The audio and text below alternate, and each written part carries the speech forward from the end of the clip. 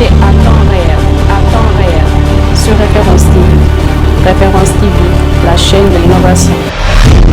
ñun yàlla daf ñu dimbali ba ñu taxawaayu indil lépp lu ñu xam ci xam-xam ak ci jëf ju baax te rafet suñu réew ba président ci boppam moo taxaw daan boole leen juróom benn fukk wala juróom-ñaar fukki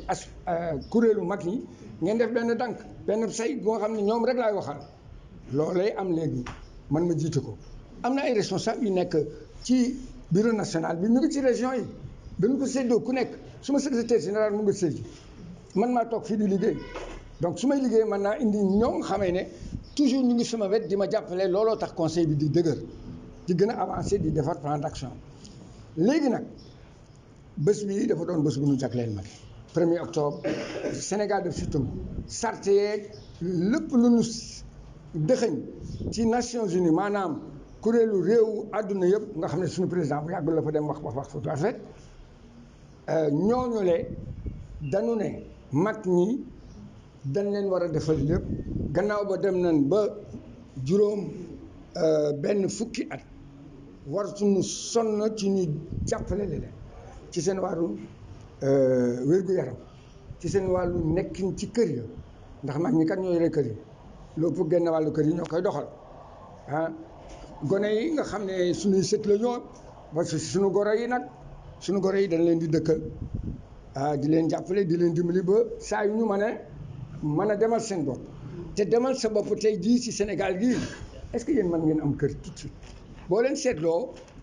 doon na gën a yomb ñun suñu jamono ba ñu samp suñu kër waaye pour nga am kër tey ay millions ngeen di génne te loolu ñun mën nañ ci taxaw wax ci am nañ ci ay xel ak ay xalaat yu nga xam ne dina jariñ réew mi yëpp xale yeeg ñoom seen ak ñi nga xam ne ñu ngi samp seeni kër léegi nag dégg ngeen li soxna yi wax yëpp ñoo jàmbatal seen bopp ak alaaji yi ci seen kàddu mag ñi sonn nañu ci seen wér-gu-yaram ci seen dund ci seen nekkin tey boo nee mag ñi defaru leen ñetti at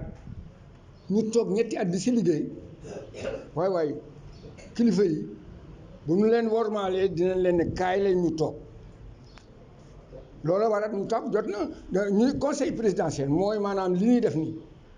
naka la ñuy woowee ay ñu naan patron lañu ñoo yore ceeb beeg ñoo jënd ak jaay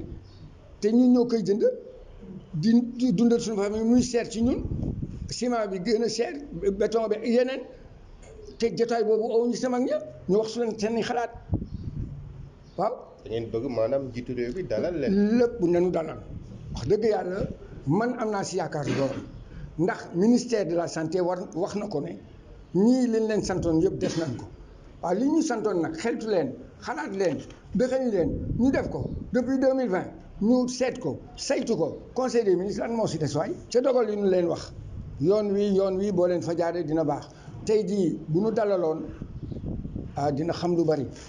waaw loolu sax plan Sésame boobu wax nañ kaat ji nga xam ne ñoo ko yore ngaan ko ñëw nañ fii ñu toog ak ay mag ba tax na dinañ commencé ci Dakar ci département yi di si dem di waxtaan di seet naka lañ koy wéyalee ndax plan Sésame dafa laaj xaalis bu ëpp bii ñu fay def li ñu fay def as néew sax dañ lay wax ne ñun dugal nañ ci mais xamuñu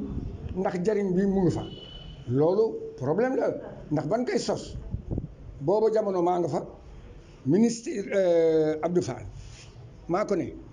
lii ñuy dëxëñ ñi bu ci mag ñi nekkul du dem mu d'accord ci daal di insister ne loolu moo war a ne mais buñ ko deful ñun mënuñu forcer li ñuy wax nguur te du nguur sax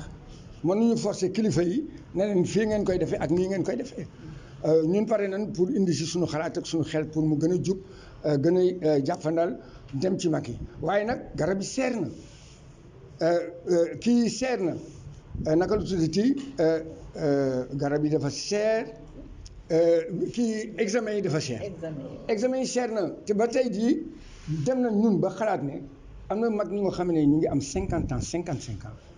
ñu ngi wéy ak seeni feebar war a ñëw ci mag ñi mais ñooñu dañ leen war a taxaw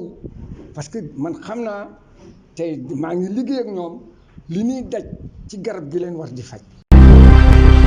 Toute l'actualité à temps réel sur Référence TV. Référence TV, la chaîne de l'innovation.